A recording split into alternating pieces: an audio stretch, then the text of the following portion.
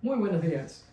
Contentos de estar con ustedes una vez más, agradecidos de que nos abran las puertas de sus hogares para poder llegar a ustedes con un nuevo mensaje en la palabra de Dios.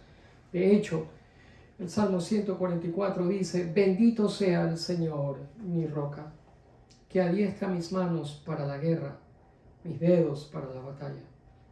Él es mi Dios amoroso, mi amparo, mi más alto escondite, mi libertador, mi escudo, en quien me refugio. Bendita sea su palabra. Padre, te bendecimos esta mañana y tú eres todo eso que acabamos de decir y mucho más. Nuestro más alto escondite, el peñasco en que nos refugiamos, el poder que nos salva. Todo eso eres para nosotros, Dios mío. En esta mañana nos rendimos delante de tu presencia. Te adoramos porque eres hermoso, digno, santo, fuerte y victorioso. Nos ponemos en tus manos. Ponemos atención para oír tu palabra, para oír el consejo inspirado de tu palabra, dándonos ánimo. Te agradecemos por tu bondad en el nombre de Jesús. Amén y amén. Bien, por favor les pido que abran sus Biblias y la abran en una de las últimas cartas del Nuevo Testamento. La semana pasada mencionamos el sufrimiento que producen las injusticias y cómo nosotros debemos de manejar y responder a esas situaciones. Me gustaría continuar en esa misma línea de pensamiento y estar hoy, una vez más, en esa misma carta de la cual salió el mensaje el domingo anterior, que es Primera de Pedro, y probablemente estaremos ahí unas 2 o 3 semanas más hasta que nosotros podamos pasar un poco más de tiempo estudiando más minuciosamente este inspirado escrito del apóstol Pedro. Y digo esto porque, a decir verdad, ninguno de nosotros es inmune al sufrimiento. De hecho, hay periodos en la vida en donde nosotros nos preguntamos, ¿cuándo mismo se va a acabar todo esto?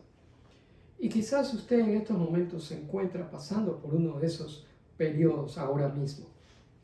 Bueno, en esta mañana vamos a obtener sabiduría espiritual acerca de cómo manejar periodos inevitables de pena y dolor. Cuando pasamos por circunstancias o experiencias que producen dolor, necesitamos promesas vivas. Y esas promesas vivas vienen del único que está capacitado para darnos esperanza, y ese es Dios nuestro Señor. A mí en lo personal me da mucho ánimo el saber que el apóstol Pedro nos lleva más allá de la parte dolorosa que produce el sufrimiento, de tal manera que nosotros no nos quedemos estancados en él. Porque, a decir verdad, cuando nosotros pasamos por circunstancias difíciles o por momentos de sufrimiento, nuestra tendencia como humanos es a sentirnos víctimas de las circunstancias. Si ve, nosotros nos enfocamos tanto en lo negativo de las circunstancias por las cuales estamos pasando, que terminamos olvidándonos o dejando de enfocarnos en la parte buena, en el beneficio que traen pasar por circunstancias difíciles.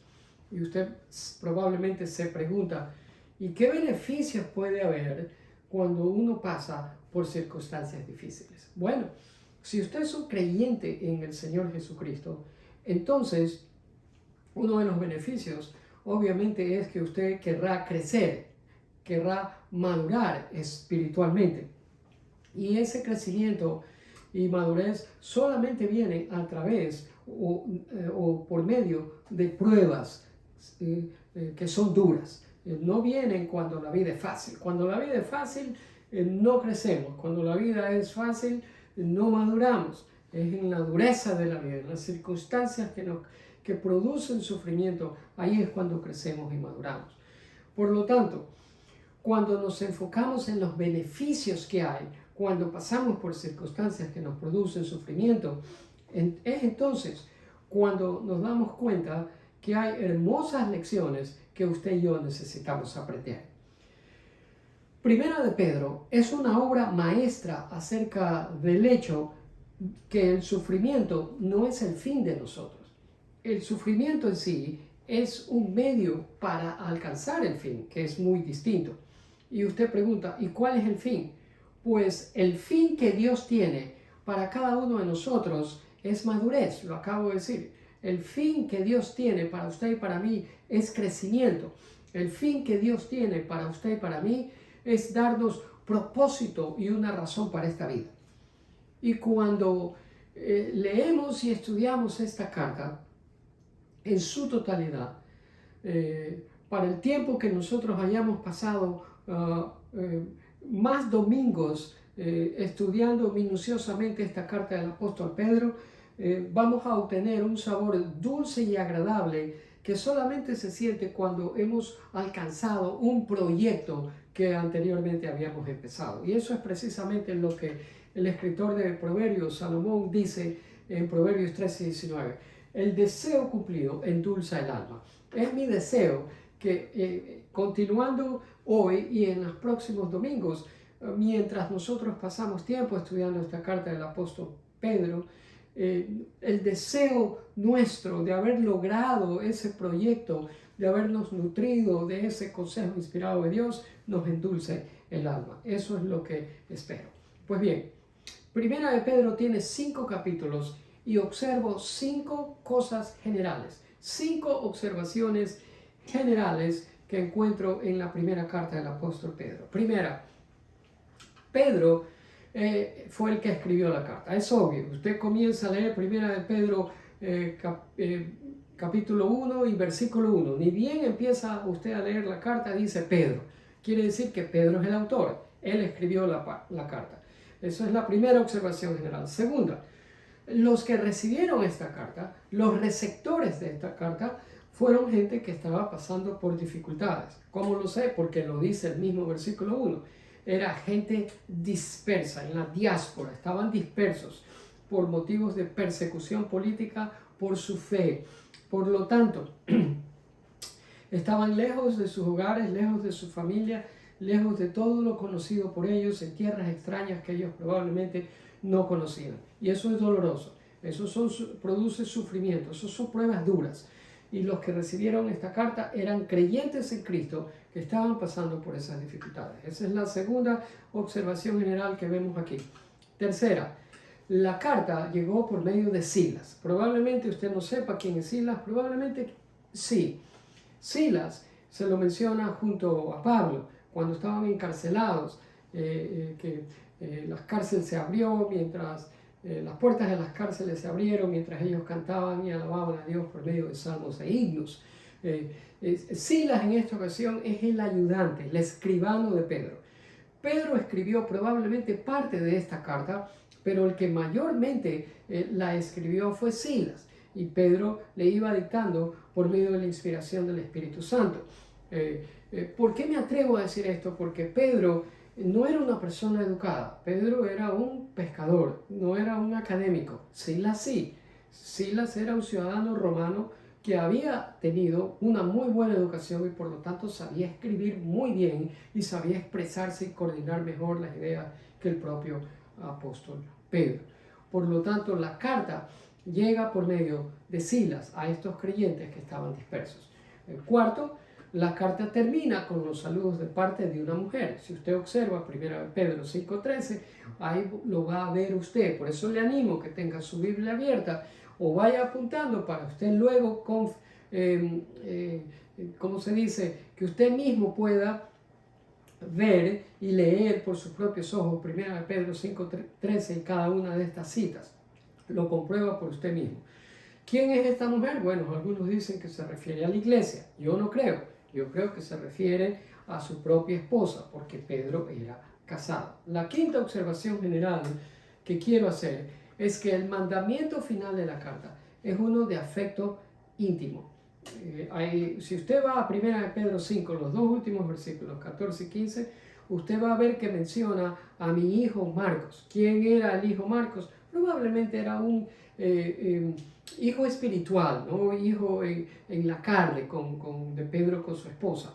Probablemente se refiere a Juan Marcos. bien conocido por nosotros también a lo largo de los viajes misioneros de Pablo, y también el autor del Evangelio según San Marcos. Pues bien, ahí usted tiene 5 observaciones generales que encontramos en la primera carta del apóstol Pedro. Y por último, los manda a saludarse con un beso santo, una demostración de afecto íntimo entre todos los creyentes que se encontraban dispersos. También observo que 3 veces en la carta Pedro se dirige a sus lectores de diferentes maneras. Por ejemplo, en 1 de Pedro 1:1 encontramos que les dice a los expatriados. En 1 de Pedro 2:11 les dice amados, y en 1 de Pedro 4:12 vuelve a decirle amados. Lo que les menciono esto porque aquí es donde entro a materia. Entre 1 de Pedro 1:1 y 1 de Pedro 4:12 hasta el final, el capítulo 5, entre estas 3 referencias bíblicas encontramos una especie de pautas, una especie de verdades. Están escondidas, pero cuando las sacamos a la superficie, cuando cavamos y las descubrimos, nos dejan ver en lo que el apóstol Pedro estaba reflexionando. La pregunta es, ¿cuáles son estas verdades que nosotros encontramos? Pues bien, aquí vamos. La carta la podemos dividir en 3 secciones, bien distintivas, bien distintas. En cada una de esas 3 diferentes secciones, Pedro menciona una verdad, una pauta, y después de mencionar la verdad, nos dice algo del cómo acerca de esa verdad. Es bien interesante lo que escribe Pedro y cómo lo hace. Menciona algo y después dice algo del cómo acerca de esa verdad. Vamos a ver, voy a ponerlo de tal manera que usted pueda verlo visualmente mejor. Por ejemplo, en la primera sección, que comprende 1 de Pedro 1 y avanza hasta 1 de Pedro 2, capítulo 10, la verdad que está escondida ahí, pero que la traemos a la superficie, es que usted y yo, si somos creyentes en Cristo y creemos en el Señor como nuestro Señor y Salvador, tenemos una esperanza viva. Sí, mi amado hermano, tenemos una esperanza viva. Eso es lo que la palabra de Dios dice, no es invento mío. Pues bien, ahora, Pedro dice esta verdad en la primera sección y luego él nos dice algo del cómo acerca de esta verdad. Es decir, Pedro nos dice cómo usted y yo, como creyentes en Jesucristo, podemos apropiarnos de esta verdad. Cómo usted y yo podemos hacer nuestra esta verdad. ¿Cuál es la verdad? Que tenemos una esperanza viva. Y Pedro nos dice, ¿cómo podemos hacer nuestra esta esperanza viva? Porque a decir verdad, podemos tener una esperanza viva, pero eso no quiere decir que es nuestra. Usted puede vivir encima de una mina de oro y nunca apropiarse de tanta riqueza. Es lo mismo aquí. Tenemos una esperanza viva, pero al mismo tiempo usted no puede vivir como que la tiene. Y el Señor no quiere que nosotros hagamos eso. Tenemos una esperanza viva y necesitamos apropiarnos de esa esperanza viva. Y Pedro nos dice cómo hacerlo. La respuesta es, para facilitarle a usted y que no se rompa la cabeza buscando la respuesta, se la doy yo. Dice que nosotros nos apropiamos de esta esperanza viva por fe en el Señor Jesucristo. ¿Sí ve usted? Por fe en el Señor Jesucristo. No hay otra manera. Esa es la única manera en que usted y yo hacemos nuestra esta esperanza viva. ¿Quién lo dice? La palabra de Dios. 1 de Pedro 1:3 dice, bendito sea el Dios y Padre de nuestro Señor Jesucristo, quien, según su grande misericordia, nos ha hecho nacer de nuevo para una esperanza viva. Ahí la tiene, esa es la verdad, por medio de la resurrección de Jesucristo. Yo les dije que esta esperanza viva nos apropiamos de ella, la hacemos nuestra por fe. Pues para usted y yo creer que Jesucristo resucitó, se necesita fe. ¿No le parece a usted? Pues esa es la manera como hacemos nuestra esta esperanza viva, creyendo. Y el creer representa fe. Cuando nosotros, este es algo en lo cual nosotros podemos creer. Y así nos apropiamos de esa esperanza viva por medio de la fe. En 1 de Pedro 1:7, Pedro dice que el Señor Jesucristo vuelve. Y para creer nosotros que el Señor Jesucristo vino una vez y va a volver otra vez, necesito fe. De nuevo, si yo quiero apropiarme de esta esperanza viva, otra vez volvemos a lo mismo, que la respuesta es que necesitamos fe. Y en el siguiente versículo, 1 Pedro 1:8, él dice, a Él, o sea, refiriéndose al Señor Jesús, lo aman sin haberlo visto. En Él creen, y aunque no lo vean ahora, creyendo en Él se alegran con gozo inefable y glorioso. De nuevo, no lo hemos visto, pero creemos, ¿verdad? Eso es fe. Una y otra vez aparece eso. Mi amado, usted tiene una esperanza viva si usted cree en el Señor Jesucristo. Y la manera de hacer suya esa esperanza viva es por fe. Lo hemos visto y lo hemos demostrado. Pues bien, en 1 Pedro 24:25, Pedro dice, porque toda carne es como la hierba y toda su gloria es como la flor de la hierba. La hierba se seca, la flor se cae, pero la palabra del Señor permanece para siempre. ¿Sí ve? La palabra podrá acabarse todo, pero la palabra del Señor permanece para siempre. ¿Cómo sé yo esto? Por fe. Yo creo en la palabra de Dios, que la palabra de Dios es inamovible. Nunca termina, nunca se acaba, permanece para siempre. Mis amados, no hay nada tangible sobre la faz de la tierra que sea inspirado excepto la palabra de Dios. Le digo que en este libro, en la Biblia, encontramos todo el consejo de Dios que usted y yo necesitamos. Usted no necesita ir a ninguno de esos que se autodenominan apóstoles o profetas para que le profetice a usted y le diga lo que va a pasar. No coma cuento, eso no trabaja, eso no es lo que dice la Biblia. La Biblia dice que si usted quiere el consejo inspirado de Dios, está aquí. Aquí está revelado todo el consejo de Dios. Todo lo que Dios quiere que usted sepa está aquí. No lo busque en ninguna otra parte. Nosotros los predicadores no hacemos relevante la palabra de Dios cada vez que organizamos y estructuramos un mensaje para poderse entregárselo a usted. No, la palabra de Dios es relevante de por sí misma. La palabra de Dios no me necesita a mí para ser relevante, ni necesita a nadie más. La palabra de Dios es relevante porque es de Dios. Por eso le exhorto a usted esta mañana que nunca descuide la palabra de Dios. Usted podrá descuidar otras cosas de menor importancia, pero no la palabra de Dios. ¿Por qué? Porque la palabra de Dios es el fundamento que hace que su vida sea estable. La palabra de Dios alimenta su fe, es como la gasolina para el vehículo que usted maneja. Por lo tanto, le digo que no espere recién a que llegue el día domingo para usted ver qué es lo que la palabra de Dios le va a enseñar en esta mañana. Por favor. Pues bien, la primera verdad entonces, de nuevo repito, es que usted y yo, si somos creyentes en Jesús, tenemos una esperanza viva.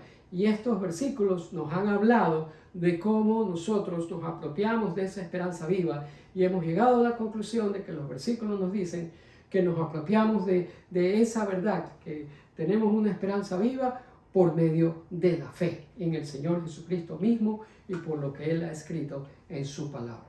La segunda sección de Pedro la encontramos en 1 Pedro capítulo 2, desde versículo 11 y avanza hasta el capítulo 4, versículo 11 también. Esta sección es distinta a la anterior y encontramos otra verdad. Y también el mismo patrón. Luego Pedro nos dice algo del cómo de esa verdad.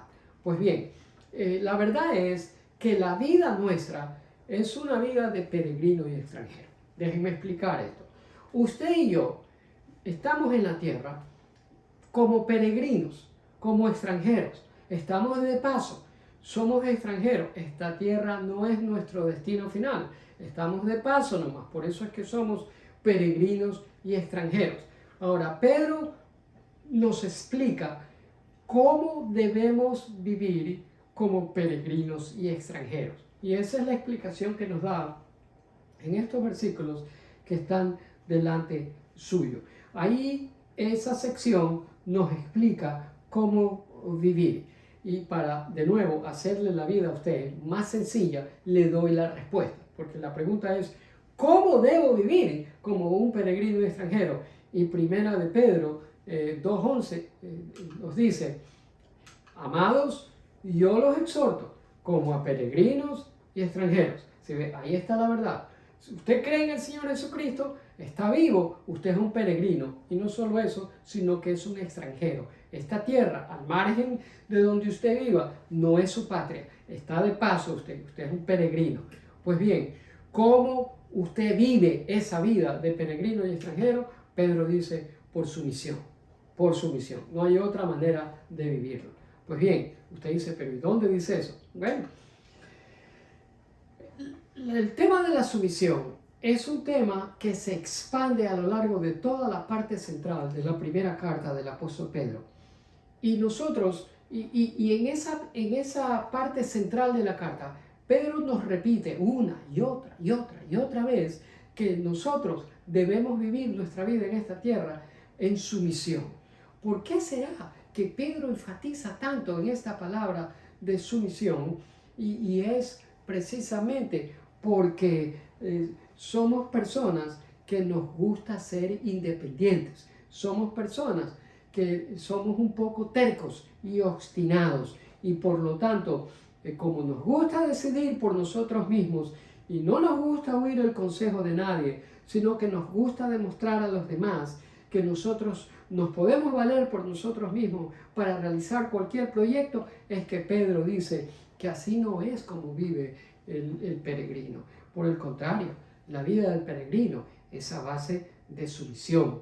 Desde luego, eso va en contra de nuestra naturaleza humana, porque como acabo de decir, nuestra naturaleza humana es tan independiente, tan obstinada, que quiere hacerlo todo por su propia cuenta. En el versículo 2:13 Pedro dice, estén sujetos, ¿se ve? Ahí hay sumisión.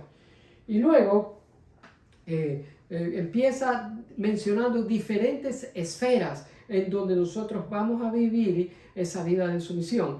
Y empieza mencionando al rey, por ejemplo, aquí, al rey. Es decir, que en la parte de las autoridades nosotros tenemos que ser sumisos.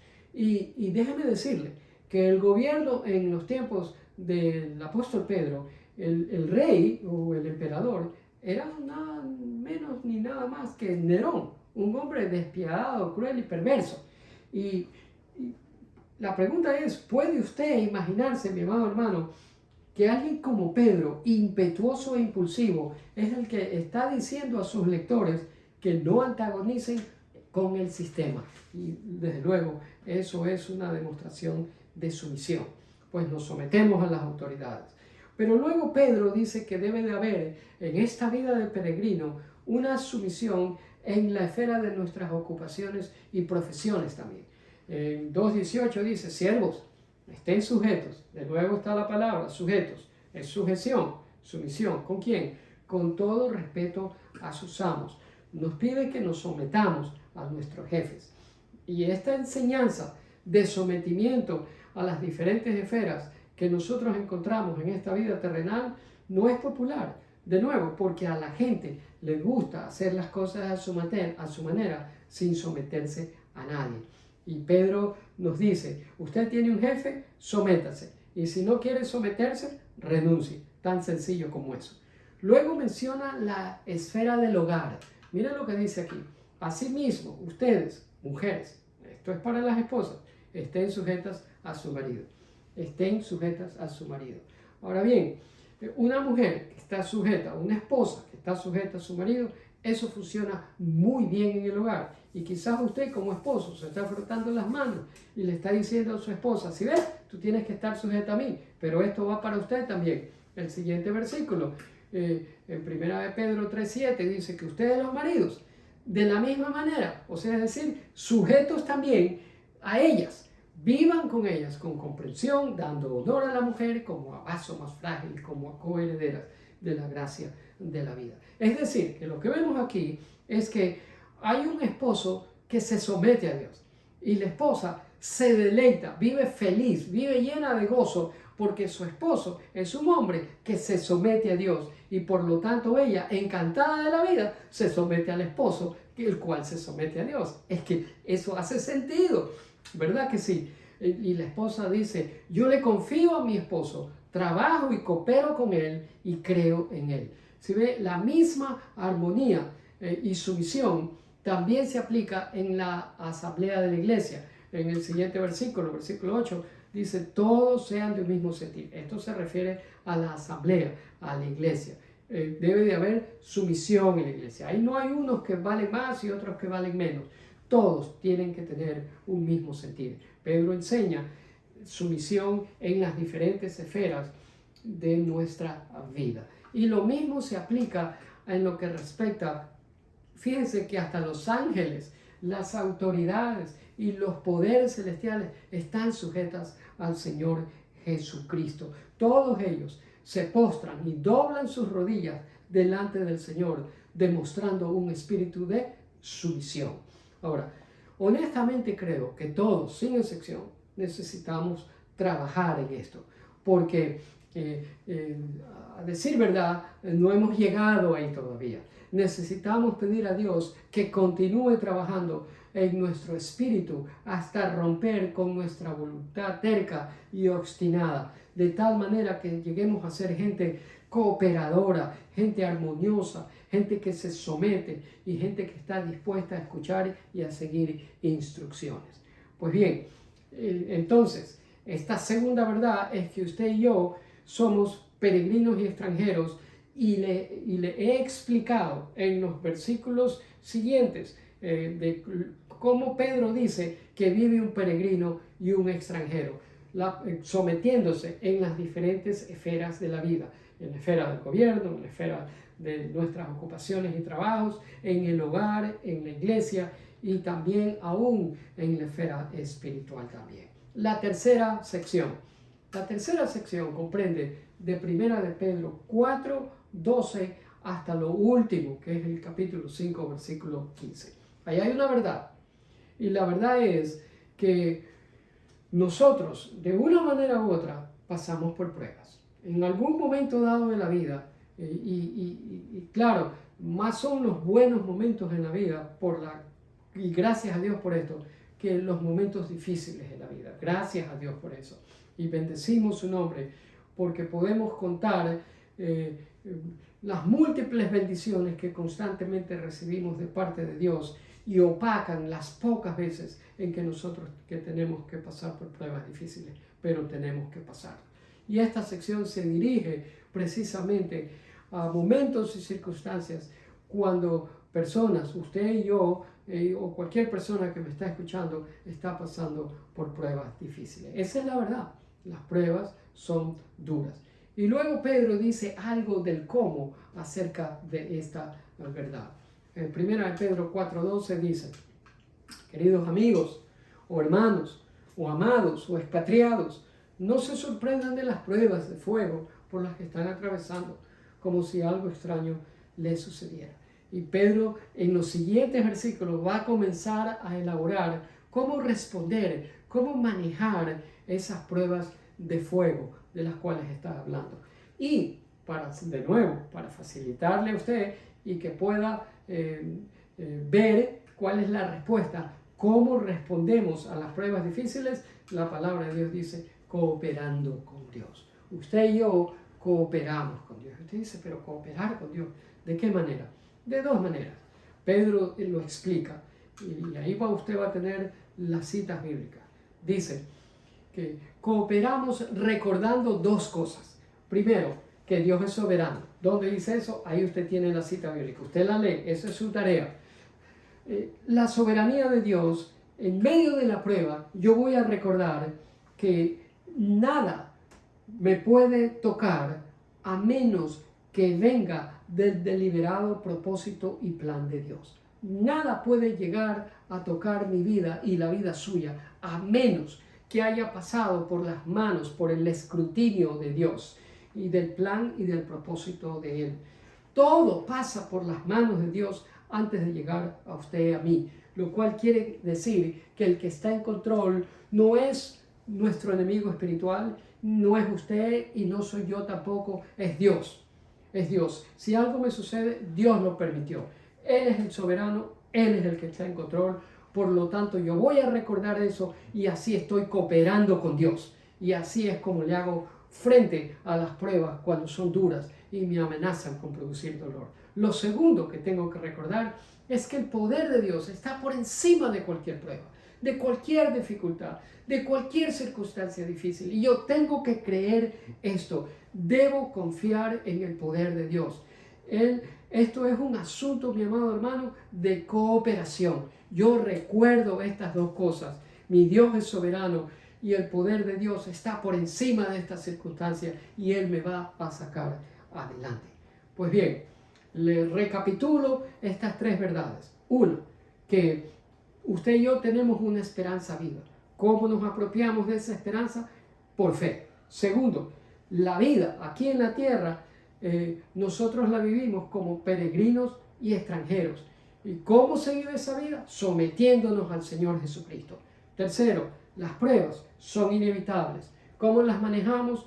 Aguantándolas. ¿Cómo aguantamos? Cooperando con Dios, recordando que Él es soberano y que su poder está por encima de esas pruebas. Brevemente, tres lecciones que sacamos de toda esta enseñanza del apóstol Pedro. ¿Se da cuenta usted cuán hermosas son estas enseñanzas? Cómo usted, cuando lee y estudia la palabra, comienza a ver lo que el Señor quiere que usted aprenda. Primera lección: cuando nuestra fe es débil, el gozo nos fortalece. Tengo que admitir que durante tiempos de sufrimiento que nos produce dolor y que nos hace preguntar cuándo acabará esta prueba, nos debilitamos, nuestra fe se debilita. A veces dudamos, a veces comenzamos a pensar, ¿valdrá la pena todo esto? Pero ahí es cuando usted recuerda de que es necesario mantener una buena actitud, recordar las promesas del Señor, que el Señor es fiel, que Él es verdadero, que Él está con nosotros, que donde quiera que vayamos está con nosotros, que su presencia nos acompaña, que no nos va a dejar solos, que no nos va a abandonar, que está siempre presente y obrando su perfecta voluntad en nuestras vidas. Tratemos de que esos momentos duros no nos conviertan en personas resentidas, malhumoradas y amargadas. Cuando nuestra fe es débil, mantener una buena actitud fortalece nuestra fe. La segunda lección: cuando nuestra confianza es estremecida, el amor de otros nos respalda. Fíjese usted, una persona que está pasando por una enfermedad difícil, probablemente terminal, y su confianza, su fe en el Señor, no me venga a decir que en esas circunstancias no es sacudida, porque eso nos sacude grandemente, déjeme decirlo. Esa es una noticia así, que nadie quiere oírla, hace estremecer sus cimientos de su fe. Pero ahí es cuando viene el amor de otros, de su familia, de sus amistades, de sus hermanos en la fe, de gente que comienza a orar, a interceder por usted, a animarlo, decirle que lo tienen presente en sus oraciones y de verdad lo están haciendo, levantándolo a usted delante de la presencia de Dios. Ese amor que toda su familia, sus amistades, familias cercanas y distantes le demuestra a usted, es una demostración de que lo respalda. Y eso es lo que le viene bien y lo saca adelante. La tercera lección que aprendemos es que cuando nuestro adversario nos ataca, nuestra resistencia nos protege. Lejos de salir corriendo de esos ataques, nosotros le resistimos porque nosotros sabemos en quién hemos creído. Mis amados, la gracia de Dios es la que nos sostiene en cualquier situación en que nosotros estemos pasando, en cualquier prueba dura que el Señor nos permita que tengamos que pasar. Resistimos, aguantamos, pero no resistimos ni aguantamos solos, sino que lo hacemos por medio de la gracia de Dios, que nunca nos deja, que nunca nos abandona y que está siempre presente en nuestras vidas. Incline su rostro para orar. Padre, te damos gracias por sostenernos en tu gracia a través de momentos que no podemos explicar. Y todos pasamos por esos momentos, Señor. Gracias por ser un amigo más cercano que un hermano en situaciones así. Gracias por la gracia tuya que nos lleva de día a día de momento a momento, de semana a semana, a través de una vida que en ocasiones tenemos que admitir que es injusta, tratando con gente que no es fácil de amar, y sin embargo, en medio de todo eso, tu gracia es todo suficiente. Gracias por la fortaleza que viene por medio de la carta del apóstol Pedro, que supo lo que eran el sufrimiento, los fracasos, las desilusiones, el gozo y también la victoria. Gracias por venir a nuestro rescate con tu palabra. Gracias por recordarnos de la esperanza que tenemos en ti. Ayúdanos a recordar que tú estás utilizando las circunstancias dolorosas que estamos viviendo para fortalecer nuestra fe en ti. Padre, no solamente como individuos o como familias, probablemente estamos pasando por situaciones difíciles, sino también como pueblos, como naciones. En esta hora nos acordamos del país de Ecuador, que está pasando por una crisis política que la viene acarreando desde hace muchos años. Un país que está lleno de violencia, de políticos corruptos y de gente que ya no sabe qué hacer y está perdiendo esperanza. Te ponemos a la nación de Ecuador en las manos tuyas, a las familias que probablemente ustedes que nos escuchan viven allá o tienen que estar viviendo allá, para que sean protegidas y guardadas por la gracia y el poder de Dios en medio de la crisis que está pasando.